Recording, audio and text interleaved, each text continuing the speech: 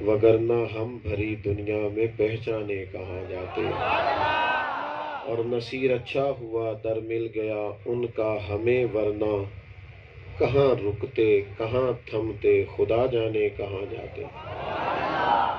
آپ بڑی محبت سے آئے ہیں اور دور دراز سے آئے ہیں، اور عصر سے پہلے سے دوست یہاں دھوپ اور گرمی میں پہنچ گئے۔ میری زبان ہی نہیں، میرا دل ہی نہیں، میرا رواں رواں اس بات کا احساس رکھتا ہے کہ جب کوئی اپنے گھر سے نکلتا ہے، اپنی مصروفیات چھوڑتا ہے اور سفر کی صحبت برداشت کرتا ہے، تو یہ آسان نہیں ہوتا، یہ مشکل ہوتا ہے۔ لیکن مانا کہ محبت کے سفر میں ہر گام پہ 100 مشکل ہے، لیکن یہ سفر آسان بھی ہے اگر ساتھ تمہارا ہو جائے۔ تو یہ محبوب کی محبت ساتھ رہتی ہے تو دوست چلتے ہیں، آتے ہیں، بیٹھتے ہیں، رکتے ہیں۔ آج 10 محرم الحرام کی شب شروع ہو گئی، 9 کا دن گزر گیا۔ امام علی مقام امام حسین رضی اللہ تعالیٰ عنہ، اس آخری رات میں آپ نے عمر ابن سعد کو بلایا، اور جو آخری گفتگو رات کے پہلے پہر میں آپ کی ہوئی وہ یہ تھی کہ بتاؤ پھر تمہارا واقعہ ارادہ جنگ کا ہے؟ تو اس نے کہا کہ مجھے تو احکامات اسی طرح کے موصول ہوئے۔ تو امام علی مقام رضی اللہ تعالیٰ عنہ فرمانے لگے پھر تم جاؤ، ایک رات کی مہلت دو، صبح بات کریں گے۔ وہ چلا گیا۔ حضرت عباس رضی اللہ تعالیٰ عنہ حاضر بارگاہ ہوئے اور عرض کرنے لگے کہ امام، آپ کا جو فیصلہ صبح ہونا ہے میں تو ابھی جانتا ہوں، ہم نے ان کی کوئی شرط نہیں ماننی، بیعت کے لیے ہاتھ تو بڑھانا نہیں، ہونی تو جنگ ہے۔ تو یہ بڑی عجیب فکر کے لوگ ہیں، یہ رات کے بارے میں خیال کرے گا کہ پتہ نہیں حسین کچھ اور فیصلہ کرنے جا رہے ہیں، تو آپ کو جو صبح بتانا تھا ابھی بتا دیتے۔ تو امام کہنے لگے آپ کا کیا خیال ہے؟ میں نے سوچنے کے لیے ٹائم لیا۔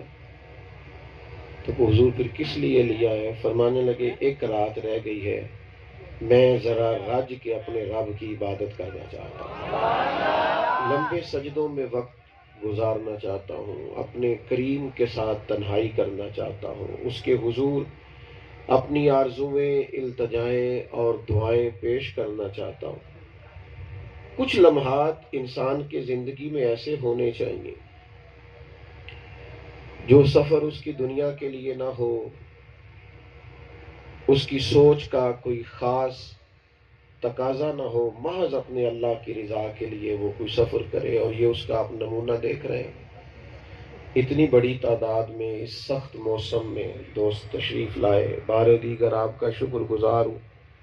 اور سب سے بڑھ کر جو علماء یہاں تشریف لائے، مشائخ تشریف لائے، میں دیکھ رہا ہوں اساتذہ بیٹھے ہیں، صاحبزادہ حکیم محمد جنید صاحب بیٹھے ہیں، ہمارے ایسے احباب جو اس جگہ کے حصول میں ہمارے ساتھ شانہ بشانہ رہے، ان کی تعداد ہے، اور کچھ ایسے ہیں جن کی آنکھوں میں ویسے ہی بڑی چمک ہے، ایسے لگتا ہے جیسے شوق دوبالا ہو گیا۔ میں سرے سپہر سے دیکھ رہا ہوں کہ وہ ملتے ہیں تو تازہ دم ہے، اور ان کا شوق انوکھا ہے کہ الحمدللہ یہاں تک بھی ہم پہنچ گئے۔ عزیز دوستو، کسی ادارے میں، نیم سرکاری ادارے میں یا سرکاری ادارے میں یا کسی پرائیویٹ ادارے میں جو لوگ وقت گزارتے ہیں نا، عمر کا ایک حصہ، تو پھر وہ ادارہ انہیں اعزاز دینے لگ جاتا ہے۔ میں بہت سارے پرائیویٹ اداروں میں گیا ہوں، کوئی اپنے کارکن کو حج پہ بھیجتا ہے، کوئی عمرہ کراتا ہے، کوئی پلاٹ دے دیتا ہے، کوئی ان کے بچوں کے لیے گنجائش بنا دیتا ہے کہ اب وہ آپ کی سیٹ پہ بیٹھ سکتے ہیں۔ ہم نے سرکاری اداروں میں دیکھا ہے کہ بہت ساری مراعات ریٹائرمنٹ پہ ملتی ہیں، ایک بھاری رقم دی جاتی ہے،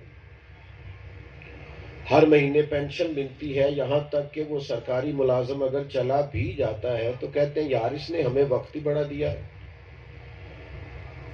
اس نے ادارے کے لیے اپنی ساری صلاحیتیں لگا دی، تو اگر یہ رخصت بھی ہو گیا ہے تو اس کی بیوہ کو پینشن ملے گی، ہم اس کی تنخواہ اس کے گھر پہنچائیں گے۔ اللہ کرے آپ سارے میری بات میں محو ہو جائیں، باقی بھول جائیں سارا کچھ دیر کے لیے، آپ میرے دل آمینہ کے لال کی باتیں کریں، آپ تھوڑی دیر چھوڑ دیں ادھر ادھر سوچنا، یہ دیکھیں بھلا میں کیا کہہ رہا ہوں، اور اثر کرے نہ کرے سن تو لے میری فریاد، اور نہیں ہے داد کا طالب یہ بندہ آزاد۔ آپ غور کریں بھلا میں آپ کو کہاں لے کے جانا چاہتا ہوں۔ تو اس کی اولاد کو، اس کی بیوی کو نوازا جاتا ہے۔ میں اور بھی بڑی ساری مثالیں یہاں دے سکتا ہوں، پر میں یہی رکتا ہوں۔ ایک پرائیویٹ ادارہ کچھ عرصہ خدمت کرنے پر اجر دیتا ہے، اور ایک سرکاری ادارہ جانے کے بعد بیوہ تک کا خیال رکھتا ہے۔ بلا مثال و بلا تشبیہ مجھے سچ بتانا، جو رسول رحمت کے دین کی نوکری کرے، اللہ کرے آپ کو سمجھ آئے میں نے کیا کہہ دیا، جو یہاں عمر لگا دے، صلاحیت لگا دے، وقت لگا دے، جوانی لگا دے، جو اس جد و جہد میں کہ میں بھی کہیں تھوڑا سا کوئی حصہ، کوئی قطرہ میں بھی ملا سکوں اشاعت دین میں، ترویج شریعت میں، اسلام کی نشت ثانیہ میں، کوئی چلو کوئی تھوڑا سا میرا بھی حصہ مل جائے، اور اس کی عمر اگر اس کام میں لگ جائے نا، تو یہ جد و جہد بھی کسی صورت رائے گاہ نہیں جاتی، بلکہ رب فرماتا ہے والذین جاہدوا فینا، وہ جن لوگوں نے ہمارے رستے میں جد و جہد کی ہے نا، کہتے ہیں جس نے میرے ادارے کا نام روشن کیا اب اسکالرشپ پہ پڑے گا، والذین جاہدوا فینا، جو ہماری راہ میں جد و جہد کرے، جس کا رستہ وہ ہو جو ہمارا رستہ ہے، ہمارے دین کا رستہ ہے، مالک اسے کیا ملے گا؟ فرمایا بہت سارے لوگ تو رستے میں رہ جاتے ہیں نا، انہیں ساری زندگی پتہ ہی نہیں چلتا مشن کیا ہے، مقصد کیا ہے۔ جو ہمارے رستے میں جد و جہد کرے گا لَنَهْدِيَنَّهُمْ سُبُلَنَا، ہم اسے رستہ نہیں اسے رستے عطا کر دیں گے، اسے رستے دیں گے، اس کے لیے کئی راہیں کھلیں گی، کئی جہتیں کھلیں گی، کام کے کئی مقام کھلیں گے، اندازہ بھی نہیں ہوگا کہ بھلا یہ بھی میں نے کرنا ہے۔ اللہ کہتا ہے تو جد و جہد کر، میں تیرے رستے کھول دوں گا۔ رستے مختصر سی میری کہانی ہے کہ جو بھی ہے ان کی مہربانی ہے، رستے کھل جائے۔ شرط یہ ہے کہ آپ میں اخلاص ہو، شرط یہ ہے کہ آپ کا مزاج جد و جہد کا ہو۔ دو باتیں بڑی عجیب ہو گئی ہیں، ہم دنیا کے لیے شدید قسم کی جد و جہد کرتے ہیں، 40 سال لوگوں نے پردیس میں گزار دیے۔ میں کبھی سنتا ہوں تو حیران ہوتا ہوں کہ اتنا وقت ساری جوانی پردیس کو دے دی۔ لوگوں نے 4 گھنٹے نیند پوری کی ہے، صرف 4 گھنٹے، اور انہوں نے اپنا پورے کا پورا باقی وقت سارا اپنی تجارت کو دیا ہے، عمر لگا دی ہے پوری۔ اتنا ٹائم، اتنی محنت، اتنی مشقت، اتنی جد و جہد، اتنی کوشش، اتنی کاوش، تو مجھے بتائیے نا دیندار اتنی محنت کیوں نہیں کرتا؟ وہ اتنی جد و جہد کیوں نہیں کرتا؟ ایک مثال دیتا ہوں آپ کو، جن دنوں الیکشن ہو رہے ہوتے ہیں نا، ان دنوں امیدوار نکلتے ہیں دعوت دینے کے لیے کہ ووٹ مجھے دینا۔ تو یہ جو الیکشن لڑ رہے ہوتے ہیں نا، یہ جو آگے آگے دوست بیٹھے ہیں، یہ بھی میری بات سن رہے ہیں، یہاں جو بیٹھے ذرا صحیح ہو کے بیٹھے، مجھے اندازہ ہو کہ آپ میری بات میں محو ہے، صحیح ہو کے بیٹھے سارے سنگی، میرے نالوں زیادہ تو کوئی بھی نہیں نہ تھکیا، آپ مہربانی کریں۔ میں رات سیال کوٹ تھا، صبح گجرات تھا، اور پھر آپ کی خدمت میں حاضر ہوں۔ عدم سے لائی ہے ہستی میں آرزوئے رسول، کہاں کہاں لیے پھرتی ہے جستجوئے رسول، اور عجب نظارہ ہو میدان حشر میں، بے دم کے سب ہو پیش خدا اور میں روبروئے رسول صلی اللہ تعالی علیہ وسلم۔ ذرا لذت لیں بات کی، کیا کہہ رہا ہوں۔ ایم پی اے کا امیدوار ہے، ایم این اے کا امیدوار ہے، 150 200 400 ایکڑ زمین ہے، اور بہت بڑا بزنس ہے، اور کئی لوگوں میں جانا پہچانا جاتا ہے، اور یہ بعض ایسے ہیں جو سابق وفاقی وزیر رہ چکے، اب الیکشن کی کمپین پہ نکلا ہے۔ تو اس کے حمایتیوں نے بتایا کہ صاحب جی اس گھر نے ہمیں ووٹ نہیں دینا، ادھر جانے کا فائدہ نہیں. وہ کہتا چلو نہ دین مینوں بوہا تے کھڑکان دیو، گل تے کرن دیو، بات تو کرنے تو اسے پتہ نہیں دینا، بتا دیا. لیکن وہ دروازے پہ دستک دیتا ہے. وہ کہتے ہیں جناب آپ کو تو پتہ ہے کہ ہماری پارٹی فلانی ہے. کہتا ہے یار وہ تو ٹھیک ہے پر میں آپ کا اپنا ہوں، ہو سکے تو چلو آپ کے 6 ووٹ ہیں 2 مجھے دے دینا. پتہ ہے اسے کہ انہوں نے ووٹ، اسے پتہ ہے کہ میں کروڑ پتی ہوں اور ریڑی والا بیچارہ مقروض ہے. لیکن وہ اس ریڑی والے کی بھی منت کرتا ہے. کہتا ہے بھائی اگر پچھلے الیکشن میں مجھ سے کوئی غلطی ہو گئی ہے اور پچھلا 5 سال کا دور اگر میں خدمت نہیں کر سکا تو ایک موقع ضرور دینا، انشاءاللہ اس دفعہ گلیاں نالیاں پکی. دیکھا ہے آپ نے یہ منظر؟ لوگ ان لوگوں پر تنقید کرتے ہیں بڑی کہ یہ جناب یہ دیکھو آج کل بڑے ایسے بنے ہوئے ہیں. لیکن میں نے ان لوگوں سے ایک بات سیکھی ہے.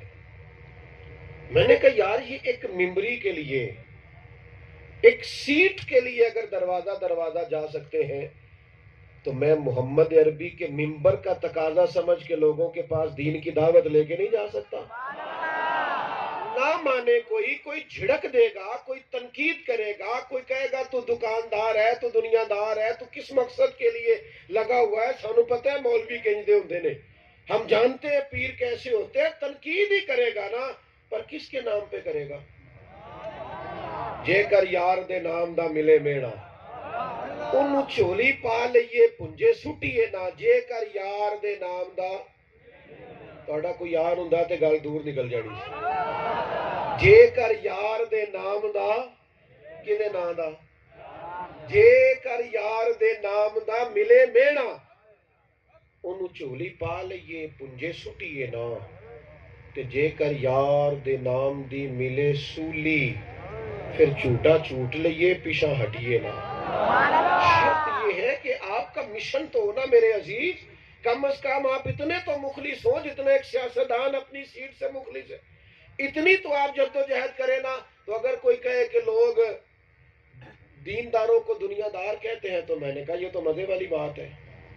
آج تک کتابیں پڑھ لو، آج تک، یعنی جب لائٹیں ساری جل جاتی ہیں اور ٹیبل لیمپ مل جاتا ہے اور کتابیں اور تاریخ پڑھنے کے لیے روشنی آسانی سے مل جاتی ہے، میدان کربلا میں 6 ماہ کے علی اصغر سے لے کر 16 سال کا بیٹا دینے تک 1 منٹ کے لیے سوچنا، 1 منٹ کے لیے بس رکنا ذرا. میں کیا کہنے لگا ہوں؟ وجود کربلا میں، یہ جسم کا وجود کربلا میں اور سر دمشق میں